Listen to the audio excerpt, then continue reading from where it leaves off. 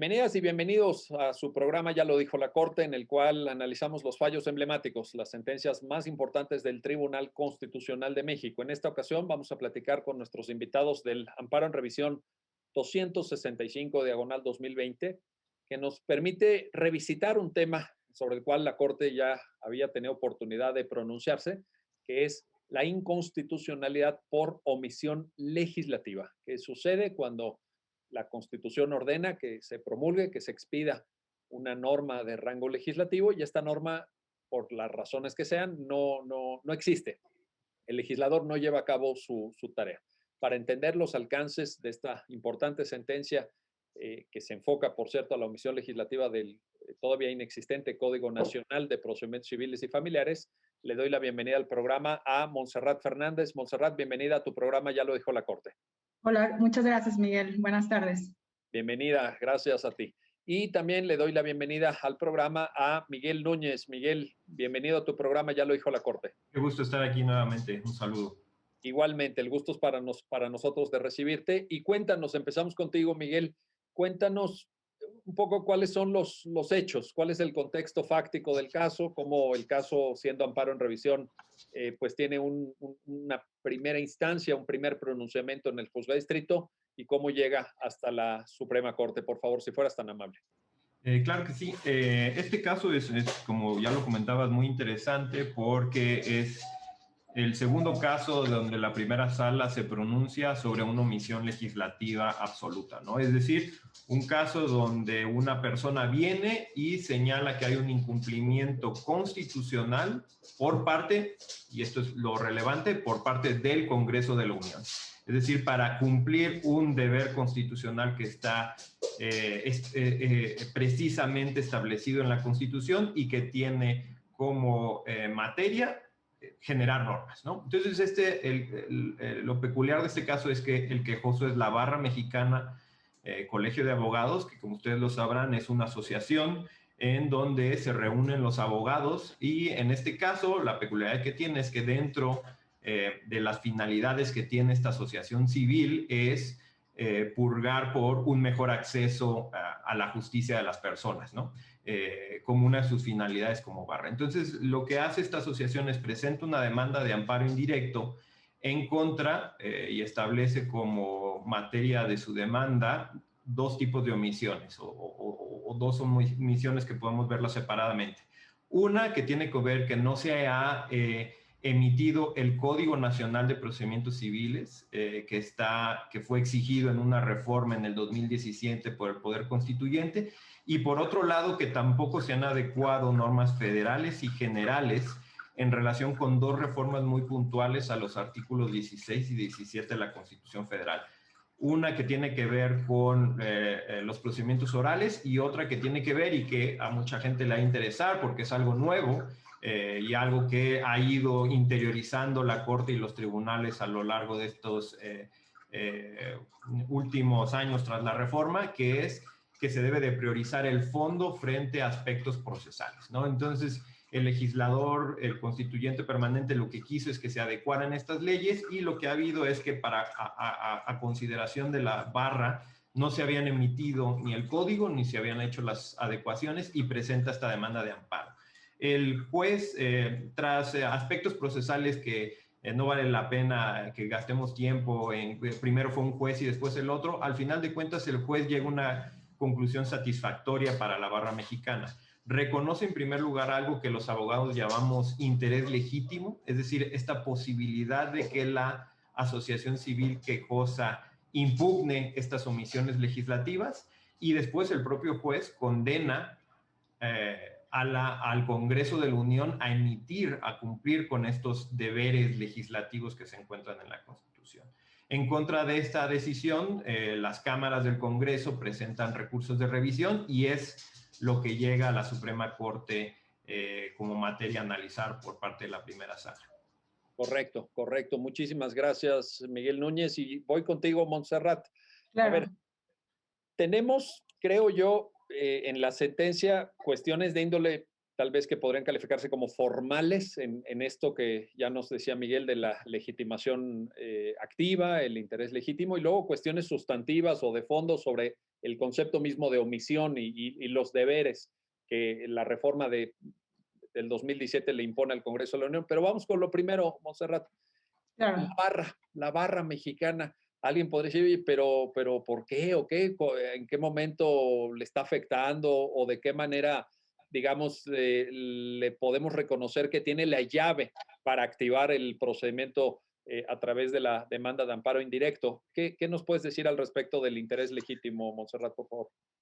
Bueno, primero que nada, la barra mexicana de abogados se creó en 1922, ¿no? Entonces es una barra que entre sus estatutos dice que tienen 4 finalidades, que son, por ejemplo, defender intereses individuales y colectivos de las personas asociadas, supervisar el ejercicio ético, pero hay una parte muy importante porque también mencionan que tienen que velar básicamente para la correcta aplicación del derecho de acceso a la justicia.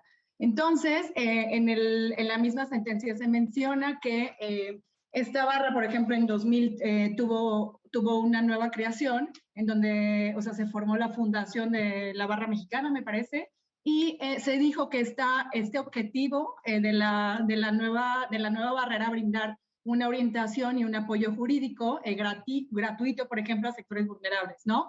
Entonces, lo primero que dice la Corte es, bueno, aquí viene, la barra realmente es un colegio de abogados. Entonces dijo, ¿por qué se tiene que revisar el interés legítimo? En este caso el juez de distrito ya le reconoció el interés legítimo, pero precisamente como lo decía Miguel, las autoridades responsables justamente se fueron a combatir la incorrecta valoración y decisión que hizo el juez de distrito para reconocer interés legítimo. Hay un apartado que me pareció relevante en la sentencia porque dice, a ver, ya dijimos y hemos explicado en muchísimos precedentes que el interés legítimo siempre se tiene que ver caso por caso, ¿no? Pero en este caso se aleja de los precedentes de la Corte. Eso es lo que dice la Corte y por eso es cuando dice, tengo que estudiar si realmente si la validez que se le dio al interés legítimo de la barra era correcta o no. Entonces, no sé si por ahí respondo lo que me estabas preguntando. Totalmente, porque nos sitúa en el punto central, de la discusión.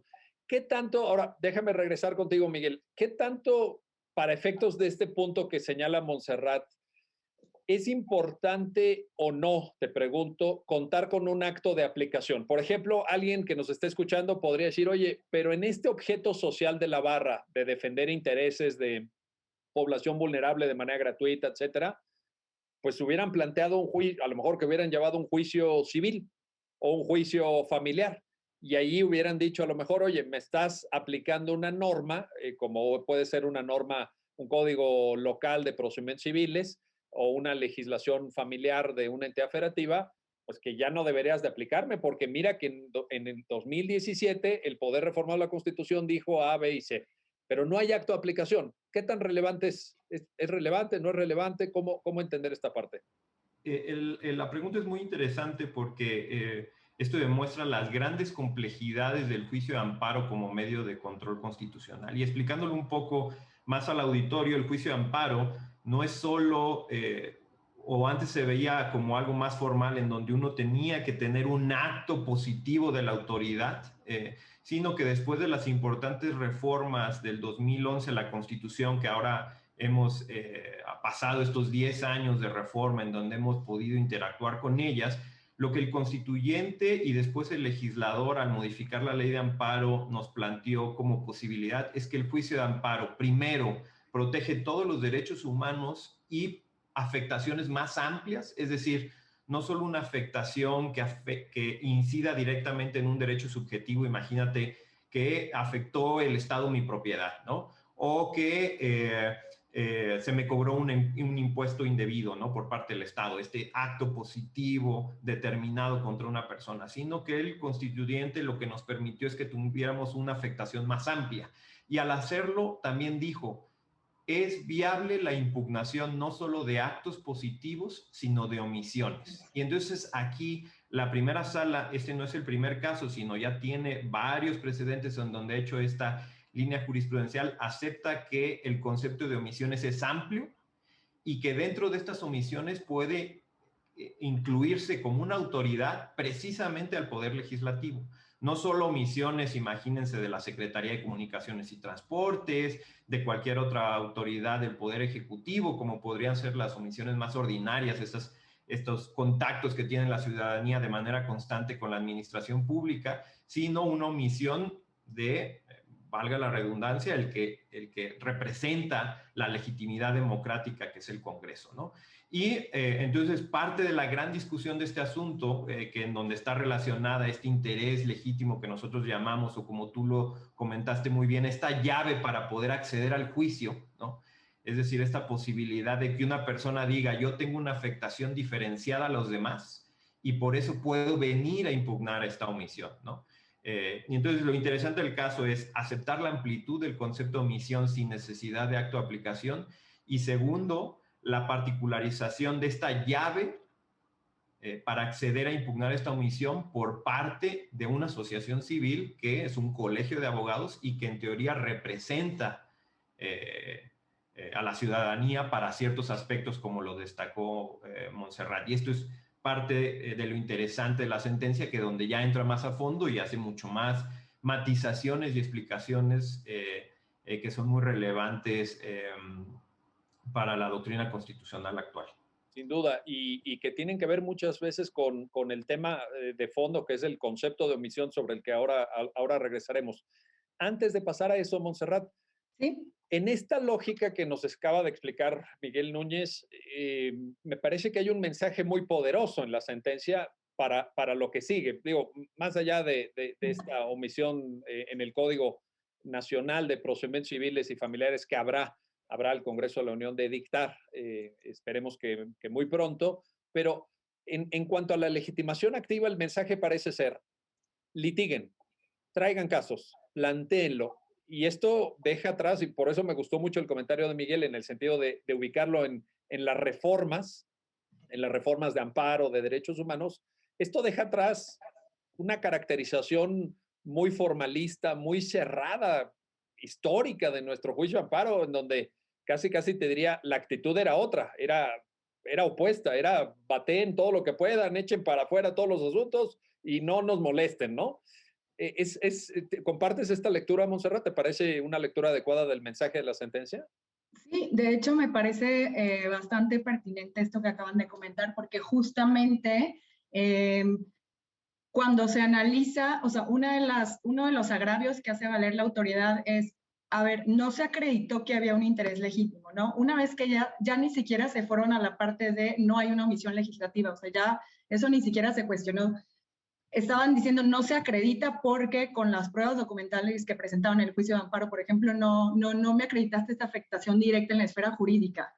Y lo que dice la Corte aquí es, a ver, hay un estándar diferenciado ya en este tipo de casos. Aquí regresa mucho a los precedentes esta sentencia, que fue algo que me gustó bastante porque hace como una lectura de libros en donde de repente dice, aquí este es un nuevo capítulo, y dice, en este asunto, la asociación no tiene que acreditar con pruebas documentales como tradicionalmente se ha dicho. Aquí hay hechos notorios, ya lo hemos dicho, o sea, hay que mirar a ver las actividades que ha hecho la barra, por ejemplo. Se menciona en un tema de aquí, tenemos litigios, incluso ha habido presentación de amicus, voltean a ver los convenios que tienen de repente internacionales con la Corte, etcétera, y dice, ya hay un estándar diferenciado que incluso no afecta con la forma y con la mecánica del juicio de amparo.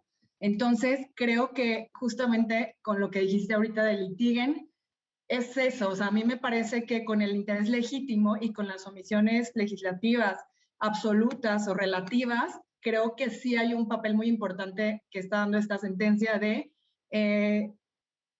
jueguen con los principios del amparo, con los principios constitucionales. No podemos decir que la omisión legislativa es, por ejemplo, nada más un expreso deber de legislar en algún sentido. No sabemos si es expreso, si es preciso, como se menciona también en la sentencia. Entonces, creo que es también un papel muy importante de nosotras las litigantes y de los litigantes de estar tratando de hacer que la Corte se pronuncie sobre estos temas, ¿no?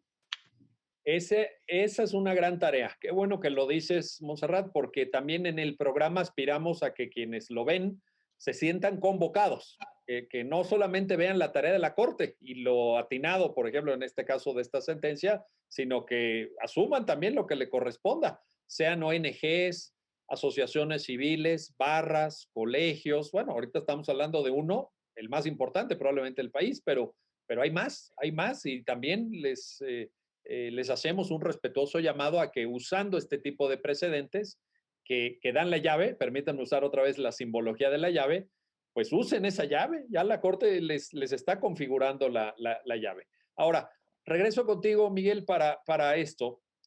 Omisión, decía Montserrat, omisión absoluta, tú también lo mencionaste, omisión relativa, omisión legislativa o de otro tipo. Cuéntanos el panorama, porque a lo mejor quienes están viendo el programa dicen, a ver, ¿cuál es una, cuál es la otra? Hay una especie de topografía o de morfología de las omisiones inconstitucionales, Miguel Núñez. Sí, ha sido esto una discusión muy interesante que ha tenido la Corte incluso antes de la reforma del 2011 y después obviamente se potencializó con la inclusión del concepto omisiones en la Constitución y en la Ley de Amparo, ¿no?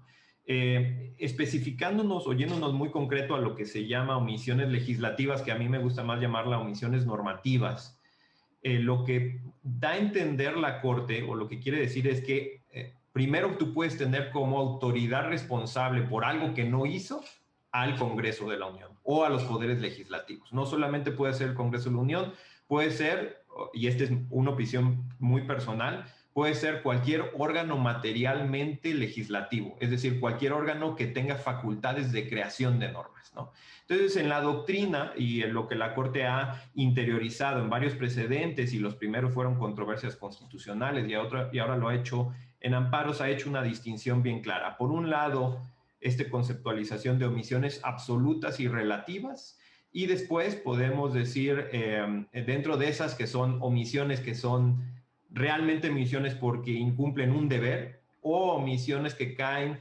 dentro de algo que la Corte ha establecido como meras facultades, entonces las autoridades no están necesariamente facultadas a hacerlas. Entonces, una omisión absoluta es cuando este órgano materialmente legislativo, aunque la Corte solo ha resuelto casos de poderes legislativos, no ha resuelto casos de otros órganos con facultades materialmente legislativas. ¿Cuáles puede ser?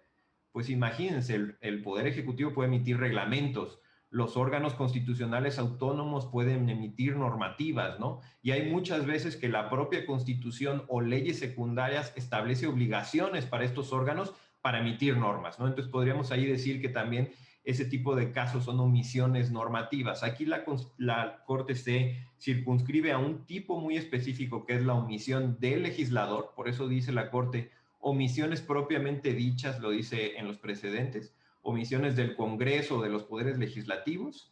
Omisiones absolutas se refiere cuando no ha cumplido con ese deber legislativo, es decir, hay una ausencia absoluta de cumplimiento de emitir esas normas, y se han nombrado omisiones legislativas relativas cuando ha emitido esos contenidos normativos, pero esos contenidos normativos son insuficientes para cumplir con el deber legislativo, ¿no? Por ejemplo, y esto se discutió cuando seguramente alguien del auditorio lo recordará, cuando se discutió la ley de remuneraciones, en la acción de inconstitucionalidad se discutió mucho la omisión legislativa relativa, y ellos, lo que los ministros discutieron era si ya la ley que había sido emitida era insuficiente. ¿Por qué? Porque no cumplía con los principios y reglas que expresamente le exigía la Constitución para implementarlos en esa ley, ¿no? Entonces, hubo toda esa discusión, esa era relativa. En la que estamos ahorita presentes absoluta. ¿Por qué? Porque el Congreso no ha hecho nada, por decirlo de esa manera. No ha emitido ni el Código Nacional ni la adecuación a las otras leyes para la revisión de los artículos 16 y 17. Entonces, lo que se nos somete en este caso es, primero, que verifiquemos si hay una omisión legislativa. Segundo, si la asociación civil puede activar esa llave para impugnarla. Y tercero, y esto es muy importante que el auditorio lo haga una distinción, no toda omisión legislativa es inconstitucional para efectos del amparo. Es decir, para que podamos condenar a alguien, en este caso al Poder Legislativo mediante el amparo, debe de haber, ¿qué? Una violación de un derecho humano. Entonces, aquí la Corte gastó mucha saliva en discutir por qué aquí se violaba un derecho humano y en concreto cuál fue el derecho de acceso a la justicia. Y esto es justo mucho de lo que estaba relacionado con lo que platicó Montserrat, porque la Corte aquí tiene una visión amplia del acceso a la justicia y por eso dices tú, y a mí me parece una buena analogía, invita a los operadores jurídicos que lean esta sentencia para que se dé cuenta cómo la Corte ya no está viendo al acceso a justicia como algo particular, sino también como algo colectivo, ¿no? Y eso puede activar muchísimos escenarios impugnativos que traigan casos más elaborados a la Corte para resolver problemas más complejos, por ejemplo, en derechos sociales y culturales, ¿no? Omisiones legislativas en relación con estos derechos que al final parece ser lo que el constituyente tuvo a la idea al implementar la posibilidad de impugnar omisiones. Correcto. Oye, nada más para complementar, antes de hacer una pausa, Miguel Núñez, nada más para complementar el cuadro. Además de las legislativas, ¿vale la pena considerar en esta morfología o fisiología de las omisiones, omisiones de otros órganos? Digo, un poco ya lo dijiste con órganos autónomos, incluso el propio modelo que ha sido desarrollado en la misma ponencia del modelo del Estado regulador, que le reconoce espacios normativos propios con alto grado de autonomía a órganos diferentes al poder legislativo y a la facultad reglamentaria del Ejecutivo. Pero en lo administrativo, por ejemplo, ¿valdría la pena también ahí configurar el concepto de omisión o no? Yo creo que sí, y esto es lo interesante para que el auditorio que nos esté escuchando vea que por lo menos la Corte, y ahí aquí está en una nota al pie que puede pasar desapercibida en este caso, pero que es una nota al pie importante, lo que dice la primera sala es, aquí estamos ante un caso muy específico de omisiones, pero puede haber otras.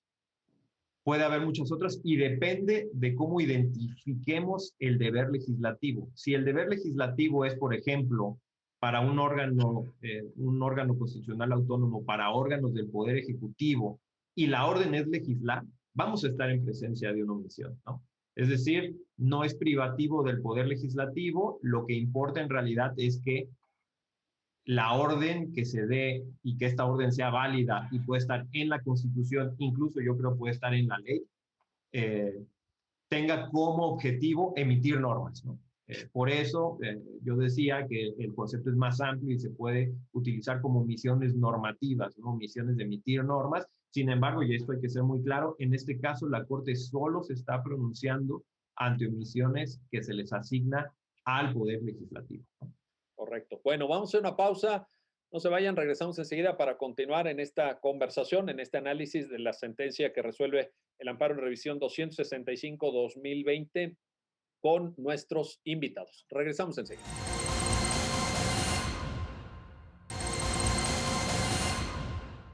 Ya estamos de vuelta, ya estamos de regreso para continuar en el análisis y reflexión sobre esta sentencia que resuelve el amparo en revisión 265/2020 con nuestros invitados. Y quiero regresar contigo, Monse, para sí, me gusta mucho esta tipología que nos identificaba Miguel Núñez antes de irnos a la pausa, de los tipos de omisiones, porque finalmente, aunque había precedentes anteriores, esto deriva en buena medida de las reformas de 2011, de 2013 a la ley de amparo, y hay un aspecto que está mencionado en algunos casos, a partir de los cuales la Corte dice, para que exista una omisión, y nos lo recordaba Miguel Núñez, para que exista una omisión tiene que haber una orden expresa, tajante de actúen, hagan algo, legisladores o órganos constitucionales autónomos, etcétera. Y parece que la Corte, si no estoy leyendo mal esta sentencia y los precedentes, le da un tratamiento diferente a aquellas otras posibilidades de normatividad que son más bien facultades. Cuando la Constitución dice el Congreso tiene facultad para, y ahí como que la Corte le da una especie de manga más ancha o no un cheque en blanco, pero ciertamente le reconoce una característica diferente a la legislación. Yo te quiero preguntar lo siguiente. ¿Crees que esto mismo aplica en materia de derechos humanos o en materia de derechos humanos la diferencia entre facultades y obligaciones para efecto de una omisión no contaría? Porque Recuerdo, por ejemplo, la interpretación que ha hecho la Corte Interamericana del artículo 2 del Pacto San José, donde, como todos sabemos, hay un Claro. deber de legislar. Entonces, Sí. ahí, ¿cómo, cómo entender esta parte, Montserrat? ¿Qué nos puedes comentar al respecto, por favor? Bueno, a ver, primero que nada, creo que no es que dependa de si es en materia de derechos humanos o no. O sea, yo creo que al final sí se tiene que distinguir por ejemplo, deberá legislar o podrá legislar, ¿no? Pero aquí, justo con lo que decías del artículo 2 de la Convención, en donde se establece perfectamente el deber de adecuar la legislación interna, que es un deber que está dirigido a los estados y que sí se ha interpretado de varias formas. Entonces, aquí lo que me parece importante es qué debemos entender nosotras por un deber de legislar. Si al final ese deber de legislar lo puedes derivar, por ejemplo, de un mandato constitucional expreso o preciso, como dice en la sentencia, porque justamente lo que yo estaba viendo es que ahí en la sentencia se menciona, no hay que confundir un mandato preciso con expreso, ¿no? Y para mí ese mandato tiene que ser mucho más amplio. Al final de cuentas, yo no creo que en la Constitución todo lo que está dicho tiene que ser expresamente como una regla. Yo creo que sí podemos derivar derechos y principios, como se hizo justamente en el caso de marihuana lúdica, en donde se derivó del principio de dignidad humana, se hizo una interpretación conforme a las normas internacionales, a la Constitución, y creo que de ahí sí se pueden desprender deberes y mandatos de legislar precisos o expresos. Esa es mi duda y creo que eso es con lo que tenemos que empezar a jugar, y también depende mucho de cómo se argumente. Yo, por ejemplo, creo que si la Corte dicta una sentencia en donde dice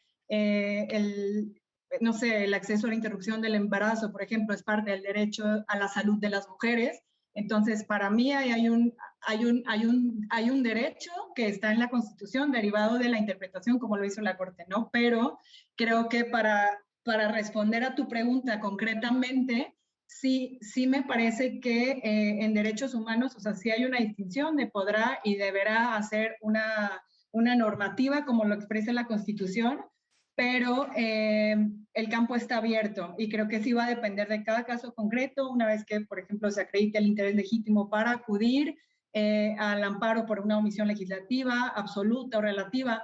No sabemos si esta distinción va a quedar ahí nada más o después vamos a poder desarrollar una omisión legislativa mixta. No, creo que es parte de este juego, ¿no? Correcto. A ver, pero en esto, Miguel Núñez, fíjate, yo creo que lo expresa muy bien Montserrat, porque dice, deberá y podrá, todos lo sabemos, allá hay modalidades de lógica deóntica, ¿no? Estos moduladores de la conducta, pero se atraviesa, yo creo, en fin, déjame volver a ponerlo, cuando se atraviesa el tema de los derechos humanos, esta lógica deóntica, digamos, la diferenciación lingüística entre facultar y obligar hacia el legislador, el mandato de la Constitución hacia el legislador, cuando viene como un tren, digamos, en sentido contrario, el tema de los derechos humanos no genera la necesidad de apartarse de la lógica semántica, de las palabras en cuanto a que deberá, podrá, etcétera, porque la conclusión, si no, es que en todo aquello que el Congreso tenga facultado, los congresos locales, y que tenga que ver con derechos humanos, podrá quedar inactuado. Y yo me acuerdo, y lo hemos platicado contigo incluso, el tema de la regulación de las marchas. Aquí en Ciudad de México, ¿te acuerdas? A ti te tocó también el asunto de la ley de movilidad de la Ciudad de México. Pues aquí durante muchos años se pensó que no había por qué regular temas de movilidad y que las marchas no tenían que ser objeto de regulación justamente en esta lógica del podrá o tiene facultades y dejaba varios derechos humanos, creo yo, colgados. ¿Te hace sentido esto? ¿Vale la pena esto? ¿O seguimos con la lógica deóntica y que el legislador haga lo que quiera? No, me hace mucho sentido solamente, y yo le pediría al auditorio que tenga que leer la sentencia y la relacione con los otros casos que la Corte ha habido de omisiones, porque hay que ser muy cuidadoso con la forma en que uno se aproxima a este caso. La Corte no quiere, o eso es mi lectura, que todo se vea como una omisión legislativa, ¿no? Es decir, muchas veces cuando nos enfrentamos a problemas con los derechos humanos, en realidad estamos viendo la otra cara de la moneda, ¿no? Cuando analizamos una norma que viola un derecho humano, estamos detectando que hay una transgresión a cierto contenido y a veces ese contenido es obligatorio, ¿no? Entonces muchos, incluso algunos doctrinarios han dicho que eso debería de verse como una omisión legislativa. Yo creo que la Corte aquí lo que tiene es una visión, primero diciendo, vamos a conceptualizar un poco más amplia el concepto de omisión.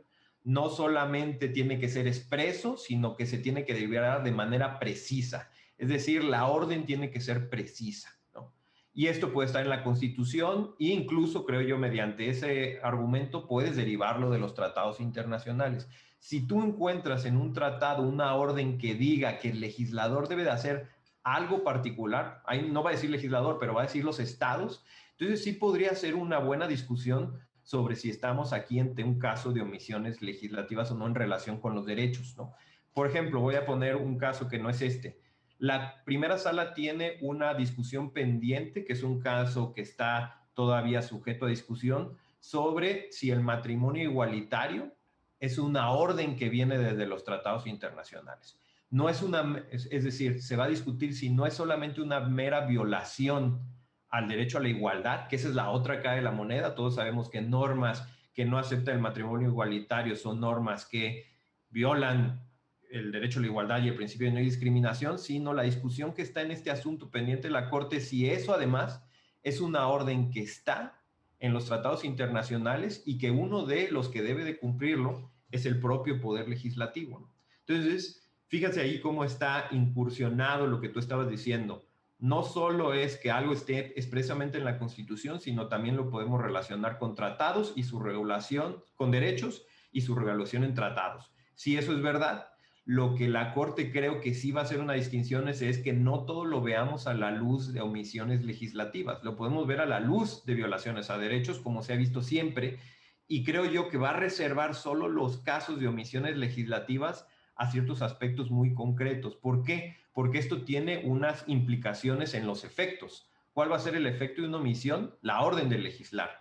Cuando estamos ante presencia de violaciones, la orden es restauración o restitución del derecho violado, ¿no? Entonces, el efecto es muy distinto, pero sí creo yo que habrá que tener cuidado y esta operación de identificación de caracteres deónticos, es decir, de que tiene que estar presente el carácter deóntico obligatorio, yo creo que la Corte lo va a seguir requiriendo, ¿no? Precisamente para que no hagamos una flexibilización del concepto que lleve a que la Corte o confundamos o que la Corte tenga que ver todo a la luz de omisiones legislativas, ¿no? Resumiendo, entonces, los derechos humanos van a tener violaciones por muchos distintos actos y omisiones que se pueden dar de manera directa o indirecta, pero ya el concepto de omisiones legislativas creo que la Corte lo reserva a cuando existan normas de cualquier fundamento que puedan establecer válidamente al legislador o a los órganos materialmente legislativos un deber de legislar en cierto sentido. Si en los tratados internacionales nosotros podemos derivar ese deber, podremos tener una discusión, por ejemplo, de omisión legislativa, como es el caso del matrimonio igualitario, donde los órganos internacionales, de hecho, han dicho que es un deber de reconocimiento, por lo menos los órganos internacionales del sistema interamericano, un supuesto que debe reconocerse necesariamente en la legislación, ¿no? Entonces, pues incluso creo yo, y esta es posición enteramente personal, no la primera sala, que estamos incursionando en una omisión legislativa el Estado mexicano en no reconocer el matrimonio igualitario en las diferentes leyes, ¿no?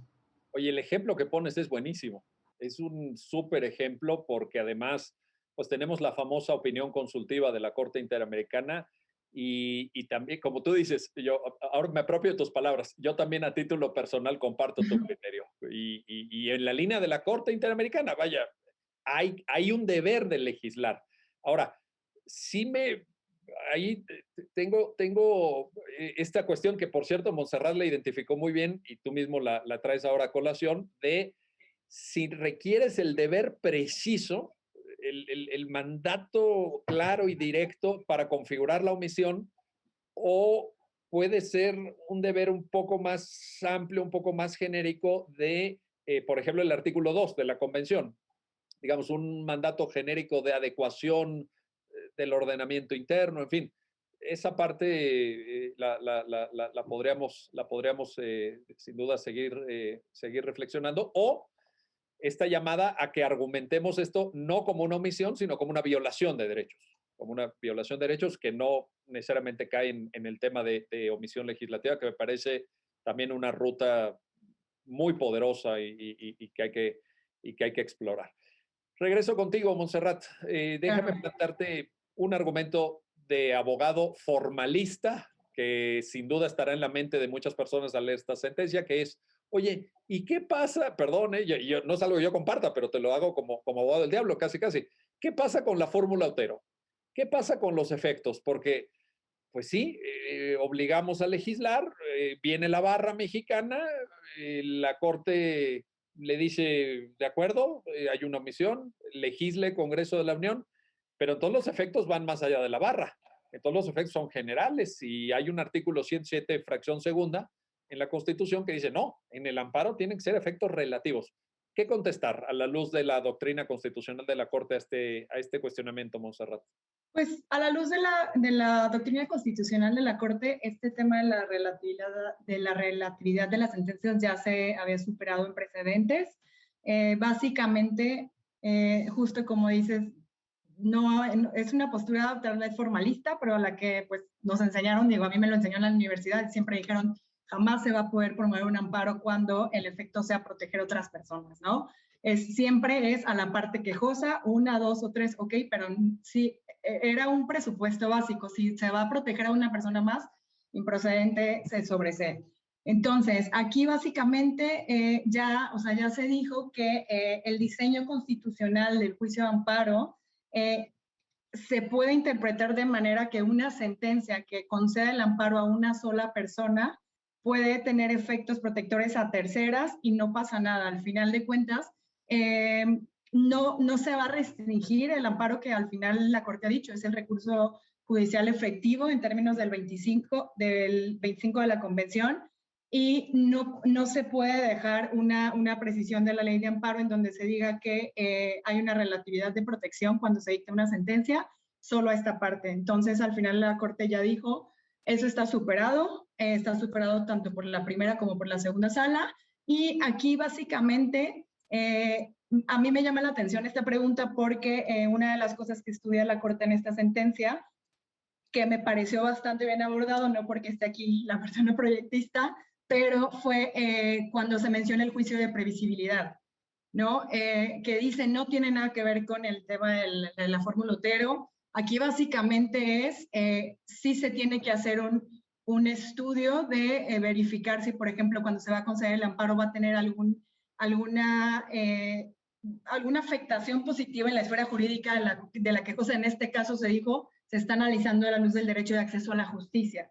Y entonces cuando la Corte dice, a ver, ¿qué se está alegando? O sea, ¿qué dijo en la demanda de amparo la parte quejosa? Se viola el derecho de acceso a la justicia. Lo plantea de dos formas, ¿no? Entonces la Corte dice, bueno, aquí tenemos que distinguir el acceso a la justicia como su vertiente clásica o la vertiente colectiva, y es la que desarrolla. Y cuando la desarrolla dice, no lo voy a tomar yo, por ejemplo, como una causal de improcedencia, porque al final de cuentas está relacionado que en el fondo, como dijo Miguel, para ver si se actualiza una misión legislativa absoluta, hay que ver si está este deber preciso de legislar en algún sentido, si se ha incumplido, y finalmente hay que verificar si la omisión legislativa absoluta es inconstitucional o no. En este caso se estudia a la luz del acceso a la justicia y precisamente se dice, vamos a superar esta parte de la improcedencia de si hay afectación al principio de la relatividad, por ejemplo, o este juicio de previsibilidad que venía alegando la autoridad responsable, ¿no? Porque la autoridad responsable decía, es que la concesión del amparo no le va a generar un beneficio en la esfera jurídica de la quejosa, porque con la ley vigente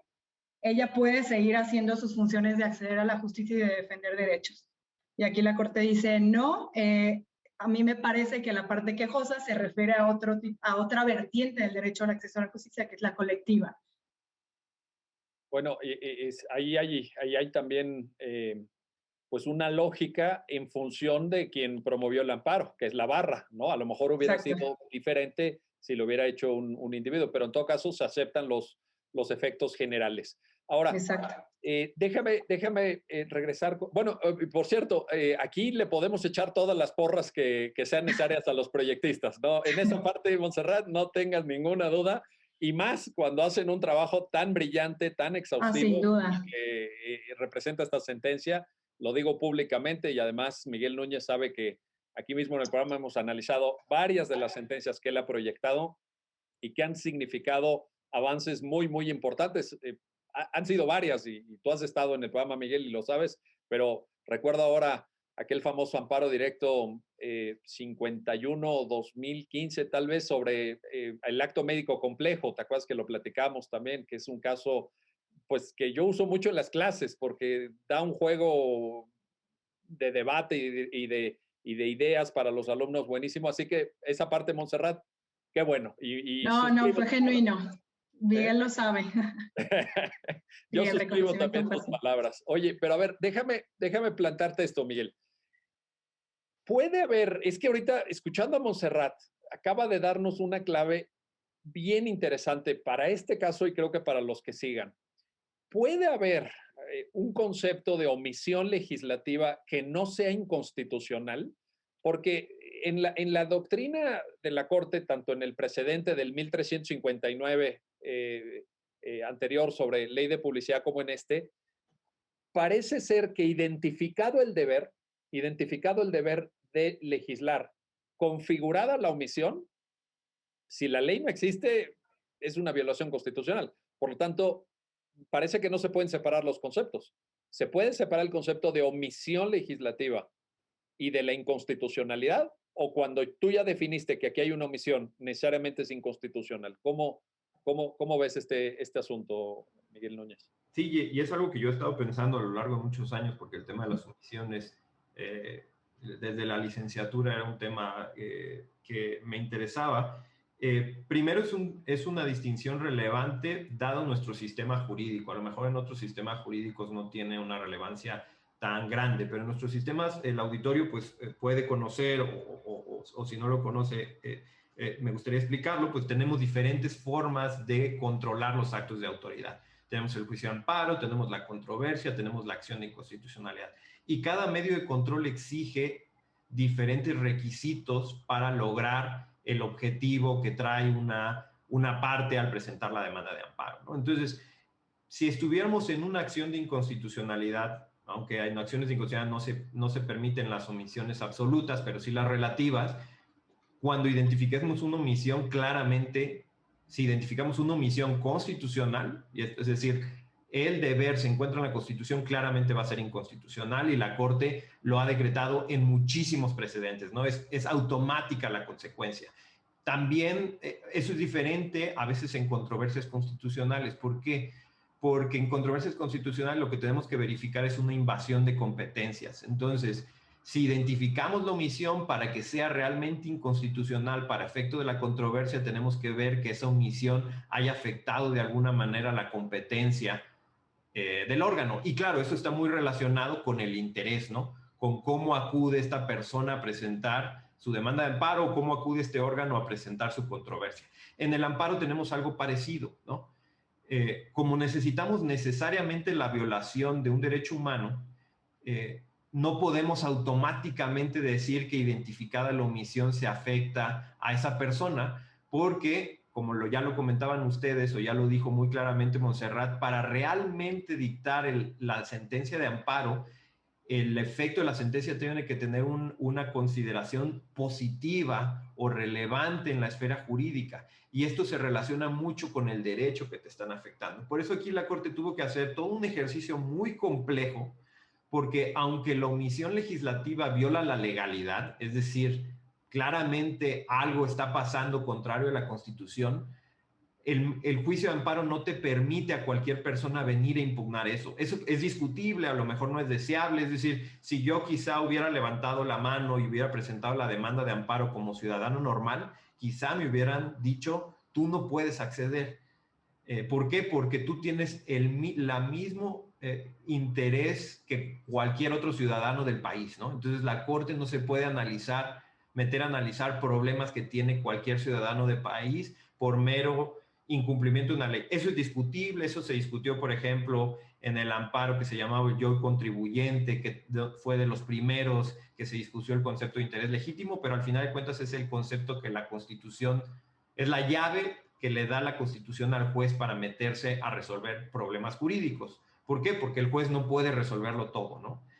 O no debería poder resolver todo, y esto tiene toda una lógica de principios democráticos, ¿no?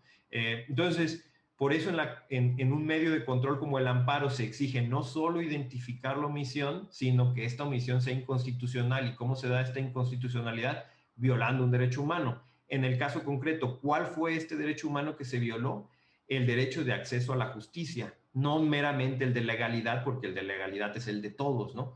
Tuvo que construirse, y eso es una parte, como ya lo señaló Montserrat, una parte muy relevante de la sentencia, que invita, y esto es algo que les puede ayudar a muchos litigantes, que invita a valorar el acceso a la justicia no como un derecho personal, sino como un bien público. Incluso llama la sentencia y dice, el acceso a la justicia es un bien público, y como bien público, una barra mexicana de colegio de abogados puede venir a tratar de mejorar el acceso a la justicia de las personas a través del cumplimiento de la Constitución, ¿no?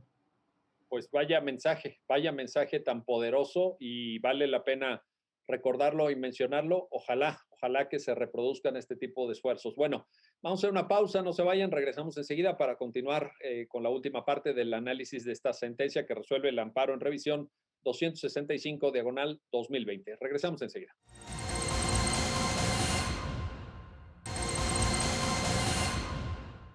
Ya estamos de vuelta, ya estamos de regreso para la conclusión de este análisis sobre el amparo en revisión 265/2020. Te quiero plantear lo siguiente, Montserrat. ¿Qué papel juega el tiempo en este tipo de sentencias? Porque evidentemente, configurada la omisión, tal como nos lo acaba de describir de manera clarísima Miguel Núñez, viene el pronunciamiento del órgano jurisdiccional que ejerce el control, pero la orden de legislar no se puede materializar de manera inmediata. No es como una sentencia, por ejemplo, de nulidad, sino que aquí hay que hacer algo. Y hay que hacer algo que es complicado, porque es un proceso legislativo con sus etapas, con sus tiempos incluso, etcétera. Te pregunto, ¿qué papel juega el tiempo? ¿Qué consideración en cuanto a la extensión en el cumplimiento, etcétera, vale la pena considerar, Montserrat? Bueno, yo creo que aquí el tiempo es fundamental si lo tomamos en cuenta de la mano con la actividad legislativa o la inactividad legislativa en sí misma, que justamente lo veíamos en los efectos de esta sentencia, que creo que es conveniente hablar un poquito más al final de ellos, pero aquí justamente algo que se observó es, bueno, ya estamos en la materia de la revisión, ya estamos estudiando nosotros los efectos, ya estamos viendo que se concedió el amparo para que se legislara en el término de 180 días a partir de que surtiera efectos, causar ejecutoria la sentencia, perdón, pero la Corte ahí hace un pronunciamiento y dice, en este caso, en uno de los transitorios y en esta orden constitucional de legislar se dijo que se tenía que hacer un análisis integral, por ejemplo, de las adecuaciones a las normas generales y federales. Entonces, creo que aquí la Corte sí consideró como fundamental este tiempo que tú dices, porque no es lo mismo que se diga emítase un código nacional únicamente, que me parece algo bastante complejo, a que se diga emítase un código nacional y además se tienen que hacer todas las adecuaciones a las legislaciones federales, que como siempre hemos sabido, pues aquí en México todos los estados tenemos nuestros códigos civiles y nuestros códigos de procedimientos civiles y familiares, ¿no? Entonces aquí básicamente se está diciendo, analiza todos los procedimientos en todo el país y adecúa la legislación. Y creo que aquí el tiempo es fundamental porque no me parece que va a ser algo sencillo. Hay que revisar, hay que hacer compatible además el tema del procedimiento con el código civil o familiar que tenga cada estado, hay que ver que no choque, y al final también se le quita la competencia a los estados en ese aspecto. Entonces, creo que aquí el tiempo es precisamente fundamental porque no me parece que va a ser fácil como en algunas otras en donde nada más se había dicho, por ejemplo, crear una norma general o algo que ya se había venido trabajando incluso. Y no sé si con esto respondí, pero creo que este es particularmente interesante. Oye, y es interesante que señales y subrayes, Montserrat, me da mucho gusto escucharlo, el carácter complejo de esta tarea legislativa, porque redactar un código nacional de procedimientos civiles y familiares que unifique, que haga una legislación única, pues lo que menos queremos es que se apresuren, no vaya a ser Sí. que salga mal y entonces el efecto negativo se multiplica. Cuéntanos en esta lógica, Miguel Núñez, por favor, ¿cómo se aplica al caso concreto? Ya nos dijo Montserrat, el tiempo es importantísimo, hay una dimensión temporal que tiene que ver con la ejecución de la sentencia, con el cumplimiento y acatamiento de la sentencia. Aquí en el caso concreto, ¿cómo lo establece la Corte? Sí, y aquí les voy a comentar algo que obviamente es información pública porque este asunto se publicó previo a discutirse en la sesión por parte de los ministros y los ministros hicieron un cambio específico en el apartado de efectos, ¿no? Antes la ponencia o la propuesta del ministro ponente había sido un poco más laxa, por decirlo así, aprendiendo incluso, y el cambio que se dio fue por cómo se llevó a cabo esta relación que ha tenido el Congreso con la Corte en el caso de marihuana con fines lúdicos, que había hecho esta ponencia inicial. Lo que había dicho es, había establecido un solo periodo y señalaba, el efecto es complejo y yo sé que tú eres el que detenta la legitimidad democrática. Yo sé que el proceso político de decisión es muy complejo, ¿no? Entonces, te doy una fecha prima facie, decía la sentencia, es decir, un solo periodo ordinario de sesiones y si necesitas más tiempo, vémelo pidiendo, ¿no? Y tienes que acreditar que necesitas más tiempo. Cuando se dio la discusión en la sala, los ministros consideraron que lo mejor era dar más tiempo ante la complejidad y que obviamente por las propias reglas del juicio de amparo se entiende que si la sentencia está en vías de cumplimiento, tú puedes pedir más tiempo, entonces no se necesitaba hacer todas aclaraciones sobre la dificultad del proceso democrático en sí mismo, ¿no? La dificultad de encontrar consensos entre las posiciones políticas del órgano representativo, ¿no? Entonces, ¿cómo lo delineó al final? Dijo la Corte, vas a emitir el código y adecuar las leyes para respetar los procesos orales y respetar el fondo frente a la forma en 2 periodos ordinarios de sesiones. Es decir, tienes hasta el 30 de abril de 2022. Que es, en ese momento era casi un año cuando se resolvió esta sentencia, ¿no?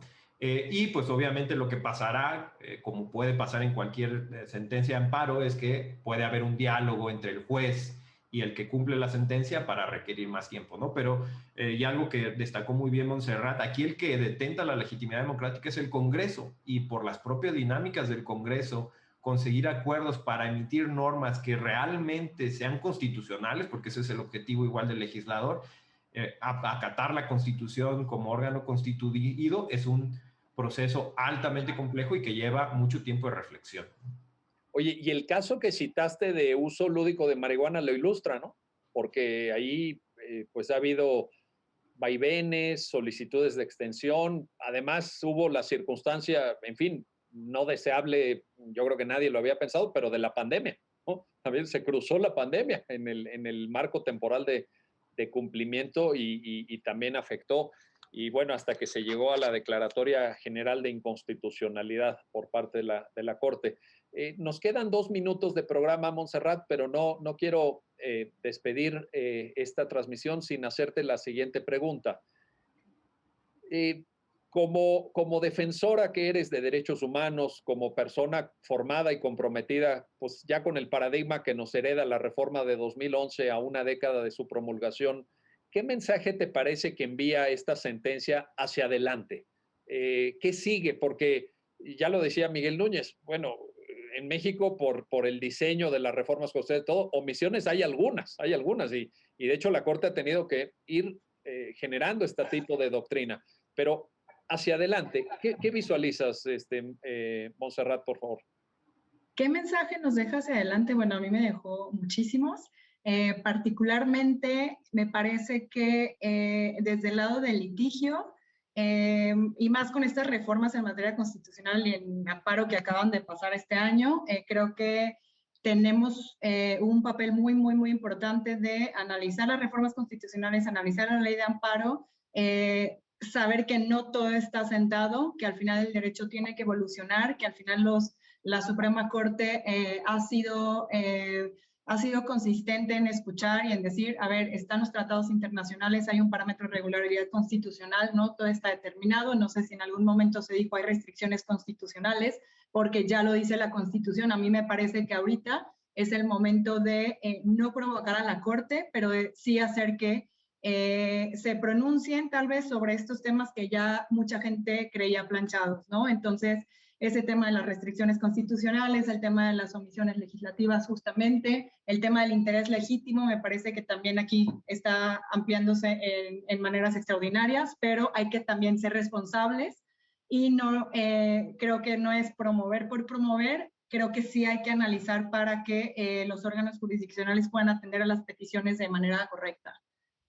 Pues ahí está la invitación y ahí está el mensaje. Miguel Núñez, Montserrat Fernández, gracias. Gracias a ambos por ayudarnos a entender esta sentencia y gracias a usted que hace posible su programa, ya lo dijo la Corte, en el cual se analizan los fallos emblemáticos, las sentencias más importantes del Tribunal Constitucional de México. Hasta pronto.